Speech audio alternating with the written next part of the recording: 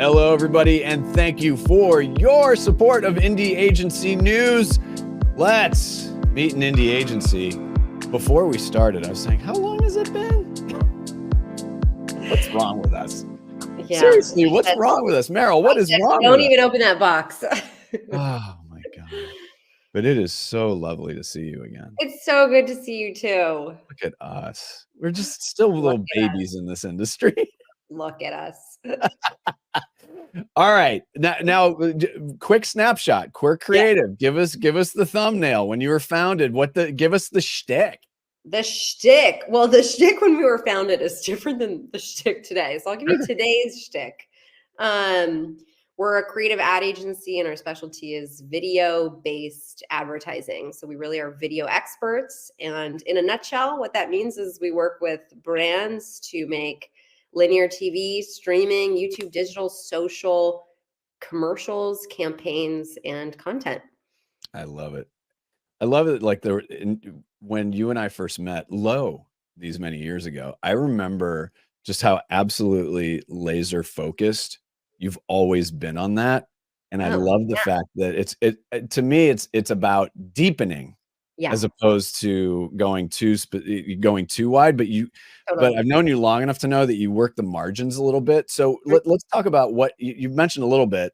What would you say some of the work your agency is best known for? And then in addition to video, a couple more core strengths for of the agency. Totally. I mean, if you've watched Bravo, you've probably seen some Quirk ads.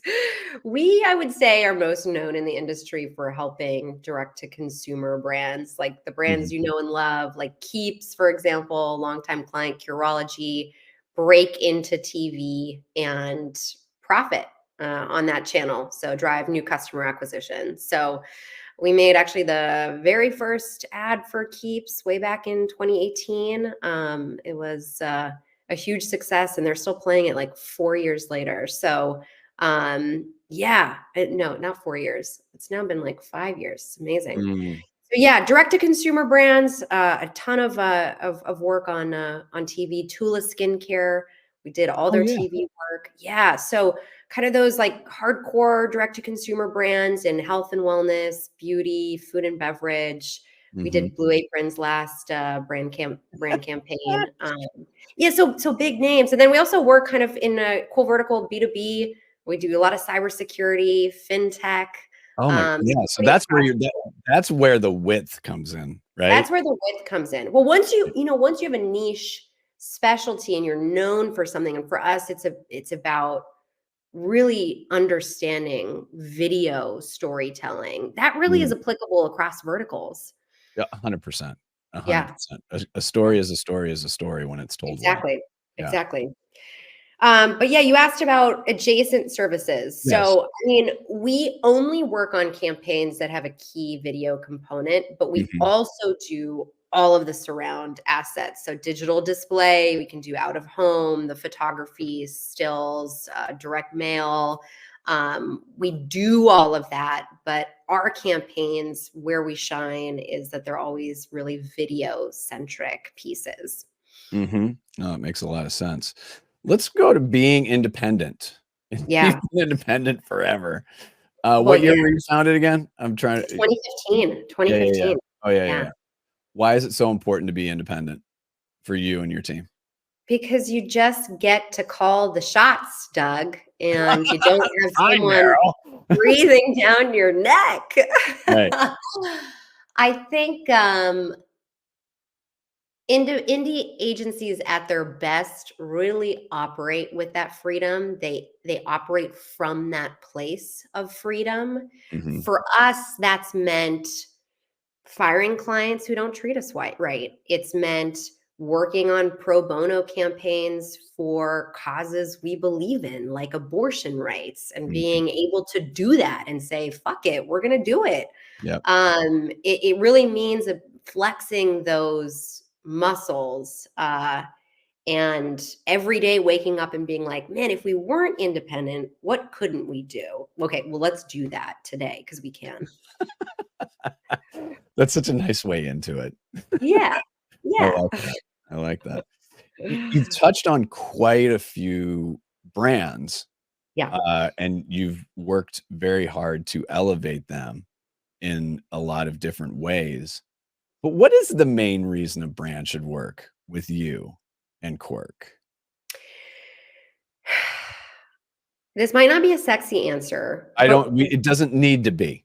okay. It at its core is an efficiency play for us. And I don't mean just financial efficiency, but the way we are structured offers enormous efficiencies to brands of all sizes. And what I mean by that is we are a hybrid creative strategy and production shop under one roof. So we Mhm. actually do both sides of the equation. We come up with the big killer idea, and then we have in-house commercial directors that execute on that vision, and then also a huge post-production animation studio under our belt. So it really is kind of like a soup to nuts model, and there's tremendous efficiency in that model for brands. It means we get a great idea to market faster. It means we can work on budgets that other agencies can't touch because we do Right. production in-house. So efficiency really is the number one thing that comes to mind for me. There's a big play for us there. It's not boring. It's not boring. Why I would mean, you it say it's kind of not? is. I mean, I try to make this thing efficient, but we have fun around it. Hey, efficiency doesn't have to be boring. Efficiency does not need to be boring. Mm. Oh my goodness. We had first met in New York. Where are you these days? I'm in France, actually. I'm in Paris. Ah, c'est C'est magnifique. magnifique. Oh my gosh. Yeah. Oh my gosh. Well, I guess that makes you our first French member. So Hey, that's hey, I love that. I love that's that. that is good. That's very good.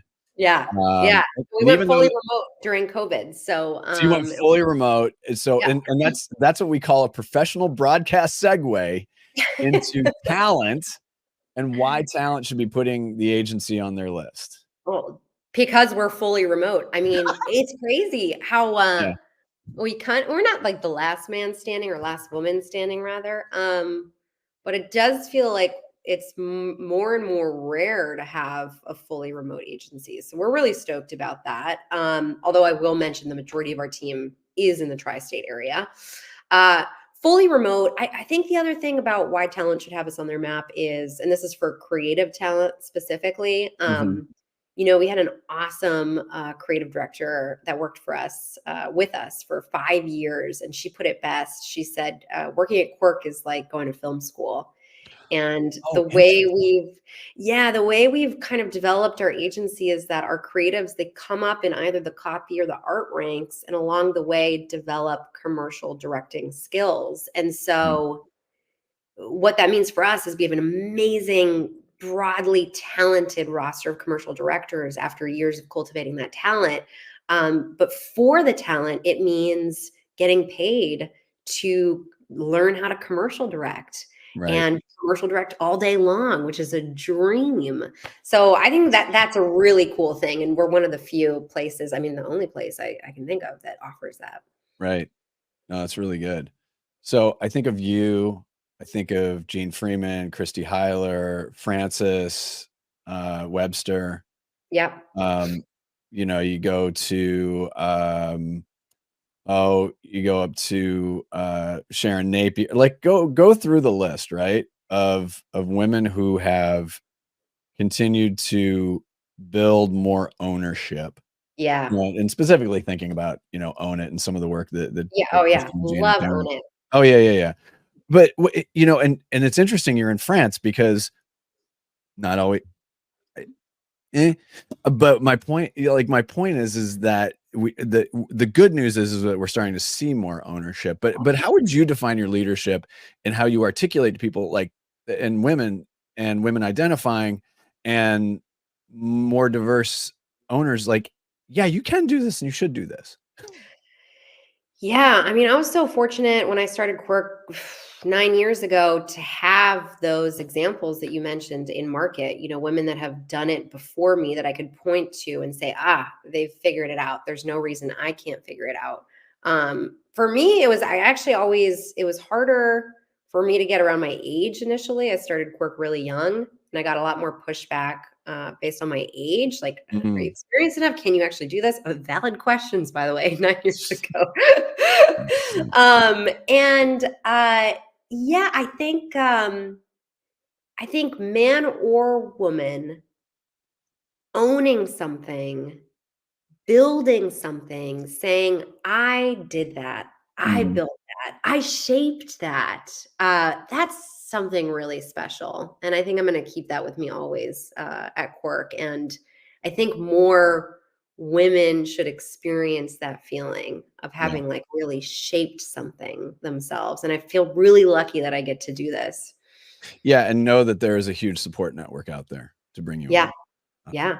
Yeah. And you know what? I lean into it also. We work yeah, with a ton of FemHealth brands, women-centric brands, right. because we have a majority women identifying team and we're certified women owned. So that's a huge plus for us in business. As we say in the tri-state area, bada bing. That's Um, right. half Italian. Grew up in Jersey. Um, It uh, shows. well, I guess. As I I wear my love Boise State hat. Yeah, what the hell? What Well, state are you repping here? I've been in Portland for 32 years, All so, right. you All know, right. I mean, I love the Northwest. Thought exercise, Mm. whether they are a current client or not, which CMO or marketer would you like to say hello to? Listen, I gotta pay my dues, where dues are due. um, there's two people who were really instrumental in helping Quirk get off the ground. And one is Morgan Sewell, who was at Western Union. I think now she's at Visa. Hi, Morgan. Morgan hired us. She was our first client, and she gave us a shot when no other brand gave us a shot. Mm, And that's really meaningful. You only get indie agencies and thriving indie agencies when you get people that take a chance on those indie agencies. So mhm, definitely a shout out to Morgan. And similarly, Norman, who is the CMO of Mimecast, he gave us our first big B2B opportunity mhm. when he was over at Carbonite. Great guy. Hello, Norman. And really gave Quirk a shot to do some big, impactful B2B work in our early days. So I owe a lot Okay. to Norman as well. I like that you said Mimecast. You are in France, Marcel Marceau. So I don't know if it. Okay. That's arts major. You're showing all your cards, Doug. I know, right? I don't know why that popped into my head. Clearly, I'm not caffeinated enough. I don't know. Clearly. Like 3 people will think that's funny. So, I want to know if you are one of those people. Is there a comment section in this? Write in the comments. no, we closed Okay. comments for this Well, one. all right. Well, it is so good to reconnect with you. Thank you so Yeah. much for supporting us. Hey, of I course. just when I first met you, I was like, yeah, we're like related somehow. I just love your energy, Somehow. love your vibe. And listen, I just wish you and the rest of the team so much, Thank you. so much continued success. So thanks so much for joining us, and thanks so much for supporting us. Thank you, Doug. Pleasure chatting with you as always.